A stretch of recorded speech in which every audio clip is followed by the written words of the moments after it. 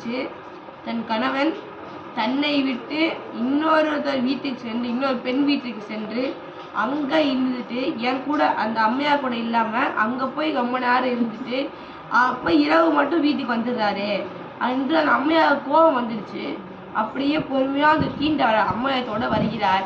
அப்போ அந்த அம்மையார், எம்மை தீண்டுவராயின் திருநீலகண்டம் என்று சொன்ன உடனே, நீங்கள் என்ன தொடவே கூடாது, திருநீலகண்டத்தின் மேல் ஆணை, பெருமான் மீது ஆணை என்று சொன்ன உடனே அவர் தொடவே இல்லை.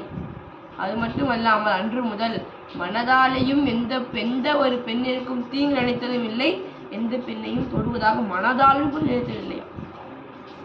பட்டியலிட்ட சொன்னார், வாளால் மகவறிந்து ஊட்ட வல்லேன் அல்லேன், மாது சொன்ன சூழால் இளமை துறக்க வல்லேன் அல்லேன், தொண்டு செய்து நாளாறில் கண்கிடந்து அப்ப வல்லேன் அல்லேன், நான் சென்று ஆளாவது எப்படியோ திருக்காலத்தி அப்பனுக்கே. இந்த 3 நாயன்மார்களை இன்று நாம் 2 நாயன்மார் சிந்தனை செய்ய உள்ளோம். கண்ணப்ப நாயனார் தொண்டு செய்து நாளாறில் கண்கிடந்து அப்பினார், அவருடைய சிந்தனை செய்ய உள்ளோம்.